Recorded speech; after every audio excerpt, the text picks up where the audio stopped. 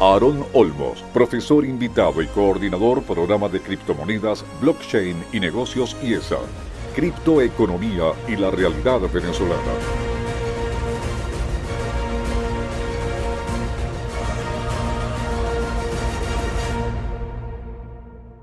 Bueno, de verdad que muchísimas gracias a todos por estar, por venir, gracias a todos por confiar pues, en el contenido que vamos a desarrollar nosotros el día de hoy. Un foro muy interesante que habla de un tema innovador, para muchas personas todavía desconocido.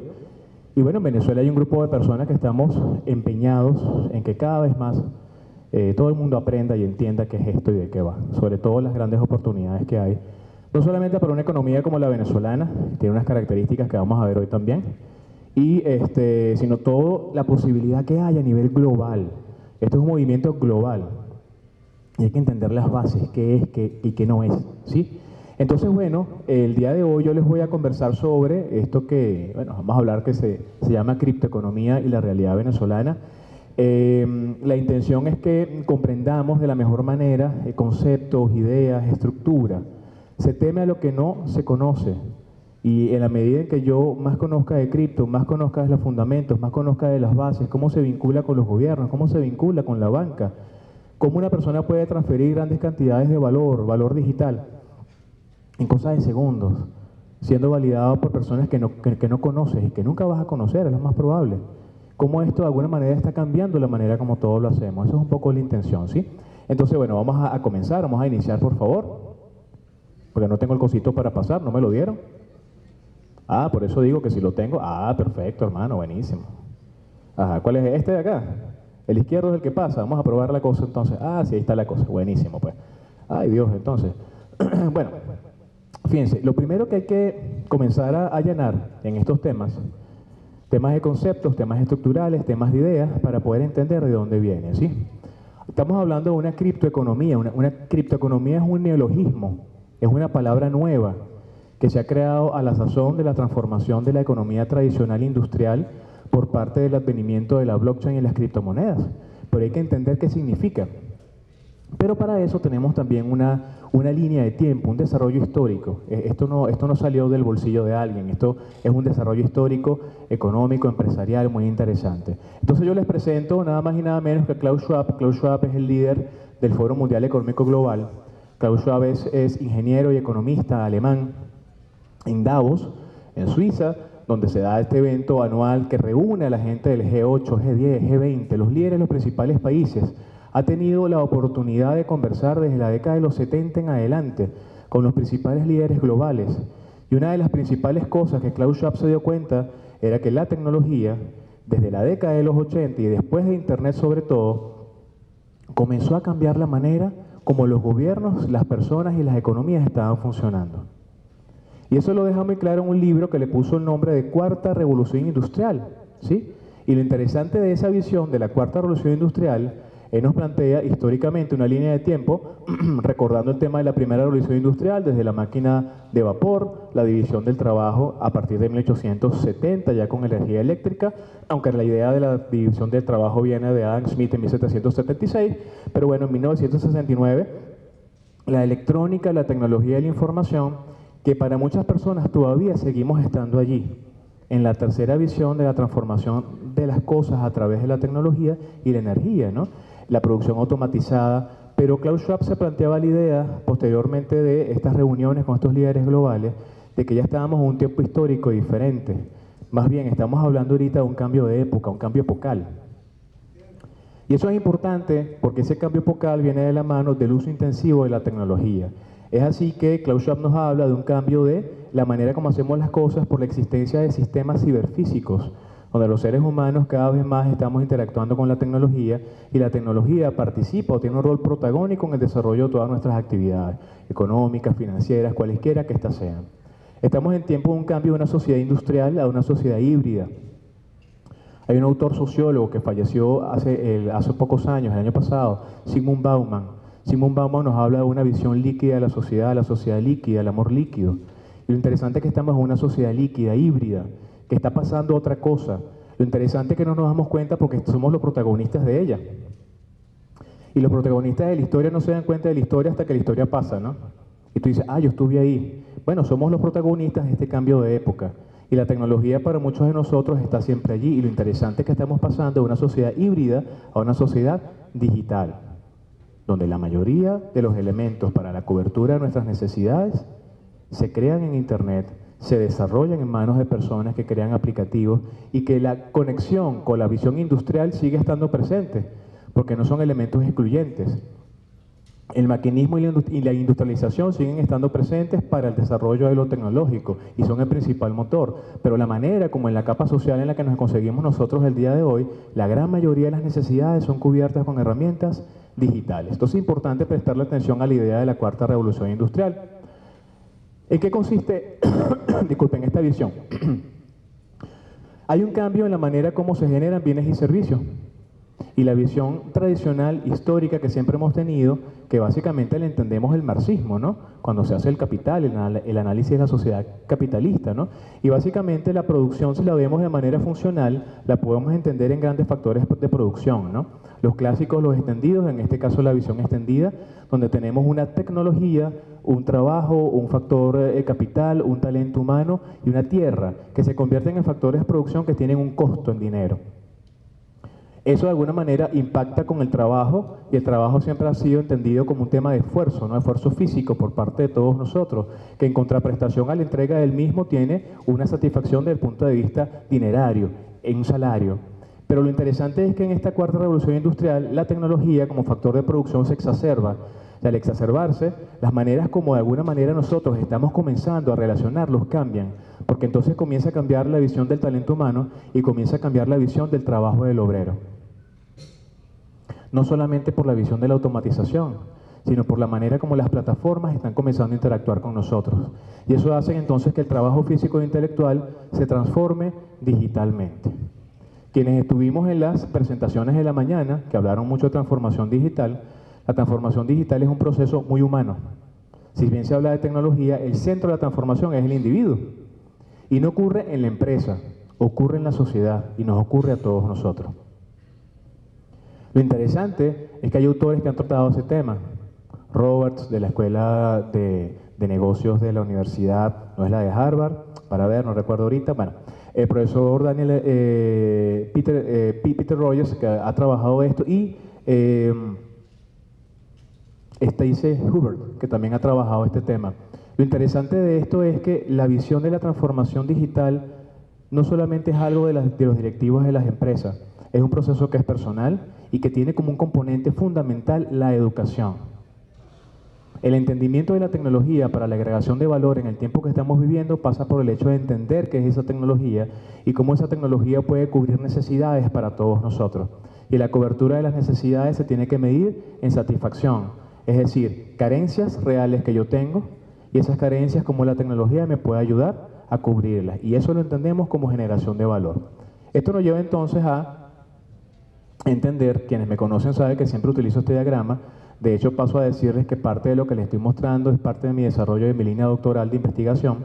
Yo investigo la economía digital de hace 4 años y he ido incorporando elementos productos de esa investigación. Esto que tenemos es la visión de una línea de tiempo de cómo el Internet ha impactado en todos nosotros. Y básicamente desde el advenimiento de Internet, con ese paper que publica Tim Berners-Lee en marzo del año 1989, y cuando el proyecto de Internet, la red de redes de vida, el 23 de agosto de 1991, se nos vendió la idea de que Internet era la gran autopista de la información. Eso fue lo que se nos dijo, ¿verdad? Y la UNESCO asumió que es un derecho humano universal tener acceso a Internet también. Pero más allá de eso, lo que realmente se ha convertido para nosotros Internet como tecnología es el segundo gran mercado de intercambio de valor digital. Y esta es una idea que yo quiero que ustedes mantengan desde este punto hasta el final de la presentación, porque Internet es el segundo gran mercado de intercambio de valor digital. Fíjense que no digo dinero, valor digital. Todo lo que se pueda digitalizar desde el punto de vista de la tecnología es susceptible de ser compilado, segmentado y enviado de un punto A un punto B de una red global. Y si esa data digital son informes médicos, o si es la información académica de alguien, o si es dinero digital asumido como Bitcoin, será valioso en la medida que cubre una necesidad. Y es allí cuando comenzamos a ver que la manera como hacemos las cosas empiezan a cambiar a la luz de Internet. En el año 1995, 3 años y tantos luego de tener Internet como una plataforma global, Tom Tascott nos habla de un concepto que para él era innovador, que era la economía digital. Entonces él no se plantea una cuarta revolución industrial, él se plantea una nueva economía donde lo digital, a través del factor tecnológico, se exacerba, como les dije, y permite entonces que se creen ahora necesidades digitales. Y eso lo vemos a través de este esquema, que es el que siempre yo presento, ¿no? La economía digital tiene muchos pilares, pero dentro de los primeros pilares está la visión de infraestructura de Internet. No solamente es la Internet como tecnología, es tener energía eléctrica en un país como el nuestro, ¿verdad? Si hablamos de economía digital y blockchain y Bitcoin y todo lo demás, ¿cómo funcionaría eso de repente, no sé, en Ciudad Ojeda o en Maracaibo si no hay luz? O con una energía eléctrica, ¿qué? Titila. Ah, pero digamos que tenemos energía eléctrica, pero hace falta un proveedor de servicios de Internet, que es un Internet que sea estable, ¿verdad? Con una velocidad de subida y de bajada que sean decentes. El primer escaño para entender la nueva economía es la infraestructura de Internet y energía eléctrica. Sin eso es difícil. En Venezuela lo estamos logrando. Y de hecho Venezuela es un caso de éxito y un caso de uso que muchos no están estudiando y otras personas desdeñan por allí en otros países porque dicen que las condiciones de Venezuela son extremas y son tan extremas que salen de la regularidad estadística. Pero lo cierto es que dentro de lo extremo que está pasando en Venezuela, estamos demostrando que es a través de la tecnología que estamos solventando muchos problemas, ¿verdad que sí? Internet y energía eléctrica constante para tener entonces economía digital, la nueva economía. Eso nos lleva entonces a que la primera actividad que define al hombre desde el punto de vista de la cobertura de sus necesidades, que fue el comercio, fue una de las primeras que logró aparecer en esa plataforma de Internet. El Departamento de Comercio de Estados Unidos en el año 98 dio cuenta a nivel estadístico que algo estaba pasando, que el comercio estaba ocurriendo, pero no por las vías tradicionales. Es que en el año 94 y en el año 95 crearon 2 plataformas, una de nombre eBay y la otra de nombre Amazon. Y parte del comercio comenzó a ocurrir de manera virtual, digitalmente. Si bien no había medios de pago todavía, de botones de pago en esos momentos, las personas se daban cita en Internet y en el mundo real intercambiaban los bienes y servicios pagándose con dinero fiat. Pero ya la plataforma estaba mostrando el potencial que tenía. No solamente un lugar de encuentro, sino un lugar de intercambio. Por eso Internet es el segundo gran mercado de intercambio de valor digital. Eso llevó entonces a que comenzáramos a generar contenido nosotros mismos. Y nos hablan de una web 0.0, 1.0, 2.0, 3.0, 4.0 y X a la 0, porque eso va a seguir creciendo, ¿verdad? Y lo cierto es que la web 2.0 es 2.0 porque nosotros comenzamos a crear contenido. No sé si ustedes recuerdan, bueno, yo tengo 44 años, ¿no? Yo me acuerdo de qué pasó con Internet en su momento. Yo no soy de la generación touch, ¿no? Y lo cierto es que en definitiva, cuando llegó el Internet a Venezuela, para muchos de nosotros fue muy interesante que primero veíamos contenido que alguien diseñaba para nosotros. Pero a partir de la creación de los blogs tuvimos el poder de crear nuestro propio contenido. Y en ese momento se hizo 2.0, porque yo, que estaba al final de la cadena, viendo la pantalla, podía crear información. Entonces tenemos blogs, contenido digital y comienza la explosión del social media, que es un universo aparte. Eso también fue posibilitado a través del Internet. Eso nos lleva entonces a nuevos procesos digitales. Buena parte de nuestra actividad económica y financiera comenzó a volcarse a Internet. Los bancos tenían presencia en Internet, las empresas tenían presencia en Internet, todo el mundo tenía un correo electrónico, la mensajería no era ni WhatsApp, ni Telegram, ni Discord. ¿Se acuerdan del MSN Messenger? Que hacía así. El ICQ, y se me cayó la cédula. Las salas de chat, que todo el mundo se ponía en la noche ahí a hablar tonterías con un seudónimo, se metían en unas salas todas raras y se cambiaban hasta de nombre y de sexo. Echando broma, pues tú sabes. Eso le permitió a la gente comenzar a experimentar un cambio en su vida desde el punto de vista de la capacidad y el alcance que tenía la red para llegar a diferentes lugares. Y lo interesante que está detrás de esto es que eso forma parte de ese proceso de transformación digital. Primero el encuentro social y darte cuenta y entender que en definitiva sí, la tecnología cambia la manera como hacemos las cosas, pero también te está cambiando a ti en la medida en que lo experimentas. Y comenzamos a pensar, ¿qué puedo hacer yo en esta red? Bueno, en 1989 unas personas escribieron un manifiesto, se llamaba Manifiesto Criptoanarquista, que le pido que lo busquen y lo lean todo el mundo, por favor, tomen nota de eso, Manifiesto Criptoanarquista, Timothy May, ingeniero de la Intel, conocido por resolver el problema de las partículas alfa, se planteó en su cabeza la idea de que con la nueva tecnología de Internet, la computación y la ciencia de la computación, la matemática y los algoritmos, se podía crear una plataforma de data inmutable, privada, que le diera a las personas anonimato para intercambiar valor digital. Ese documento, una paginita está allí, libre para que todo el mundo lo lea. Pero es que en el año 93, Eric Hughes de la Universidad de Berkeley se le ocurrió crear un manifiesto que se llama Manifiesto Cypherpunk, que le da vida a una visión, tomando el espíritu de Manifiesto Criptoanarquista, del uso de la tecnología para crear en un futuro algo diferente. Y a partir de esa visión, un grupo de personas crea lo que conocemos como la cadena de bloques, su primer producto, que es el Bitcoin, en el entendido que lo que ocurre ahí se puede programar y usted le puede dar la forma que desea a eso que está allí. Y a partir de ello tenemos tokens, altcoins, stablecoins y cualquier cantidad de elementos digitales que asumen un rol de intercambio de valor entre personas que no se conocen, de una red global que ahora sí está al alcance de muchísimas personas. Y eso cambió las cosas y nos prepara para el Internet de las cosas, que es lo próximo que viene. Y ustedes dirán, bueno, Aarón, ¿y ese neologismo de criptoeconomía de dónde sale? Si resulta que venimos de una economía industrial tradicional y básica, ¿verdad?, de que ha ido evolucionando en la medida que la tecnología ha estado presente, y hablamos a partir del 98 de una economía digital en términos de Tapscott, donde los pilares fundamentales son el Internet y la data y la digitalización de esa data y la capacidad de tener plataformas para intercambiar ese valor digital. Surge un concepto que pocos quizás habrán escuchado en esta sala, que es la economía blockchain. Si el Bitcoin tiene 10 años y la blockchain también, desde el punto de vista de haber configurado todos esos protocolos de transferencia de datos en manos de Satoshi Nakamoto, él, ella o el grupo de personas que sean, del pasado, del futuro, del presente, porque hasta ese punto llegamos, no sabemos quién es. Lo interesante es que detrás de ese invento que está allí, se están creando ahora diferentes maneras de entender las relaciones sociales y de producción, donde el consenso de las partes es fundamental para el logro del equilibrio y la data inmutable que se intercambia para cubrir las necesidades es el otro gran elemento fundamental. Entonces podemos hablar de una economía blockchain que va más allá del Bitcoin y va más allá de las criptomonedas. Christine Lagarde, quien fuera hasta hace unas semanas la presidenta del Fondo Monetario Internacional, que ahora asumió el Banco Central Europeo, lo decía el año pasado: presten la atención al blockchain. La blockchain es una tecnología muy interesante para cambiar la manera como entendemos las cosas. Si un ente multilateral como el Fondo Monetario ya lo están viendo, y si en el año 2015 los 50 mayores bancos del planeta crearon una plataforma, un consorcio que se llama R3, y ese consorcio R3 ya creó su propia blockchain que se llama Corda y está pensado para hacer transferencias interbancarias, imagínense ustedes qué otras cosas pueden venir de aquí. Pero tenemos todo el sentido del mundo de poder hablar de un neologismo que nos hable de economía blockchain. Y dentro de esta economía blockchain, porque para tener cripto necesitamos tener cadenas de bloques, minables o no, entonces surge este neologismo de la criptoeconomía.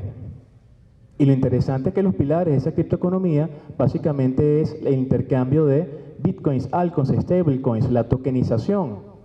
Crear fichas que representen valor de algo en una situación de consenso entre pares que simplemente pueda ser o un contrato o pueda ser la manera de solventar una diferencia. Intercambiar valor digital, que no necesariamente sea entendido en términos de dinero, sino en términos del uso que las cosas tienen detrás, ¿no? Eso nos lleva a la creación de productos para bancarios y para financieros.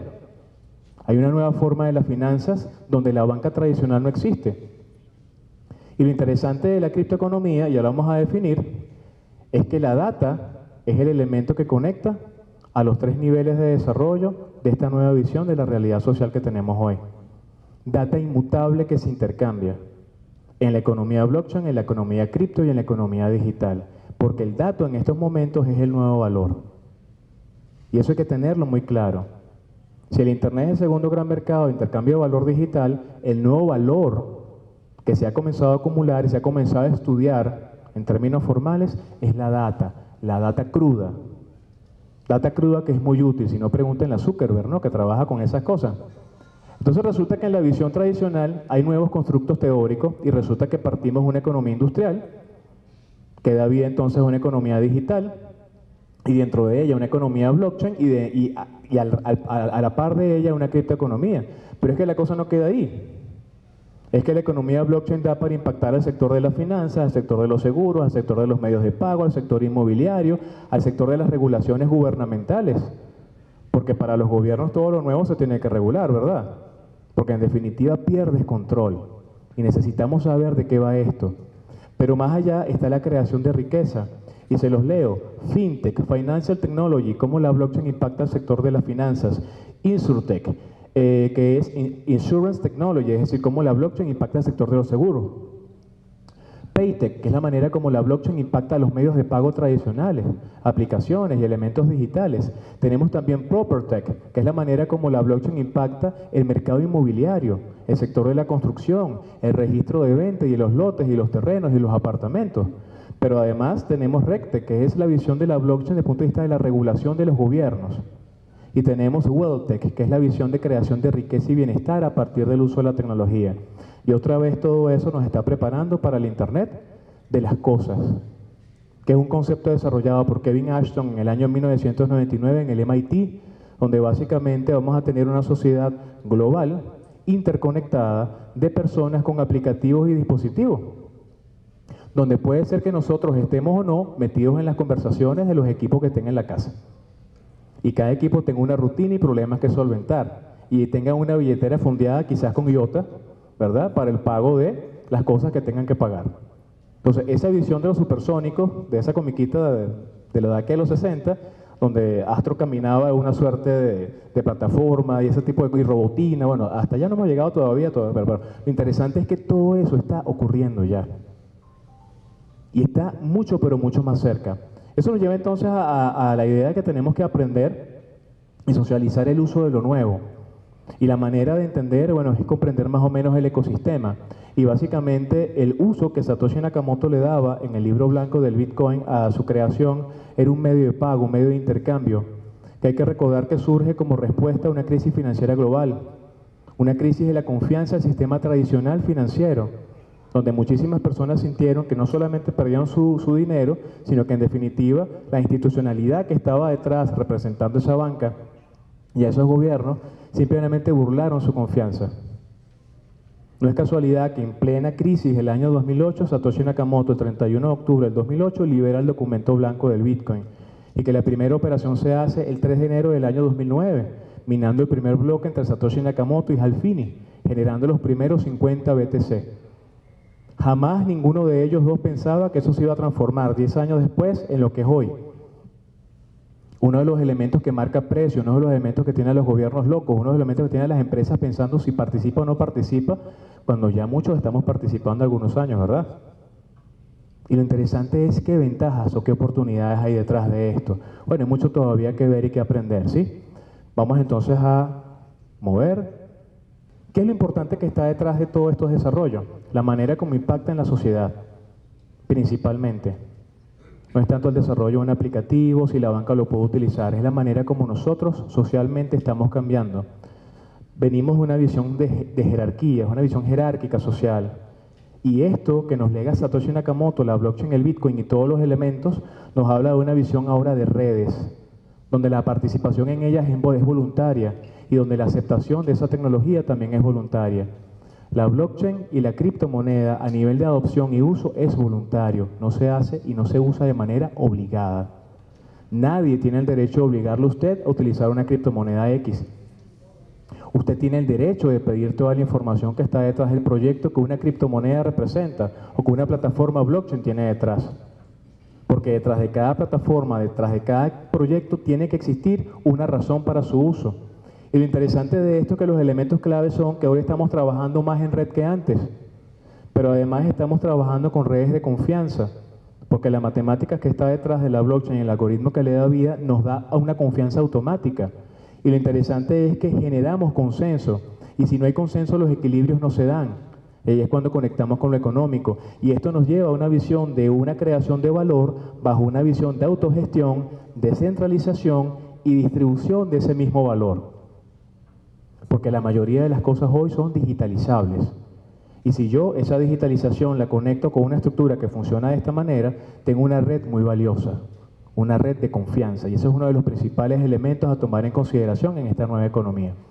¿Qué nos dice el MIT? Fíjense ustedes, la criptoeconomía es algo muy nuevo, pero tan importante que el MIT, la Universidad Tecnológica de Massachusetts, creó un laboratorio de criptoeconomía el año pasado. Ellos están estudiando esto ya formalmente. No es una ciencia todavía, puede ser una disciplina. Dicen que la criptoeconomía reúne los campos de la ciencia de la computación y la economía. Dos ciencias muy interesantes para estudiar los mercados descentralizados y las aplicaciones que se pueden construir, creando criptografía e incentivos económicos. Las economías digitales que resultan de este encuentro a menudo requieren una definición de política monetaria y fiscal. Bingo, conectamos entonces las dos cosas con economía tradicional. Si estamos creando medios de pago que transfieren valor o si estamos creando medios digitales que transfieren cualquier cosa, necesitamos que en ese consenso se generen unas reglas que ya vienen dadas por la propia blockchain. Pero nosotros queremos participar y entender si es dinero, lo utilizamos como dinero, si tiene un efecto monetario o cómo el gobierno puede participar desde el punto de vista no solo de regular el mercado, sino de participar a nivel impositivo. Eso nos lleva al hecho entonces de que además se necesita una gobernanza efectiva para garantizar que las plataformas se adecúen a las necesidades de las personas. Esto ha sido un proceso constante de innovación de parte de los particulares, pero también de los gobiernos, que tienen que permitir que el mercado crezca a la velocidad que quiere y no necesariamente intervenir y confiscar. Otra definición, esta es del año 2019 de este libro, primer libro en español que toca el tema de criptoeconomía. Se llama criptoeconomía, economía que se basa en criptografía y permite transferir activos y valores a través de redes descentralizadas. Un poco más escueta, pero lo interesante es que ya tenemos primeras investigaciones formales en función a esto. Y la gran invitación que tenemos que hacer todos es a leer y a entender. En Venezuela, la economía, para entender esto y que esto funcione, es el gran reto siempre. Y lo interesante es que esto que está acá son los datos liberados por el Banco Central en mayo de este año, que dan cuenta de una contracción del Producto Interno Bruto en los últimos 5 años de más del 50%.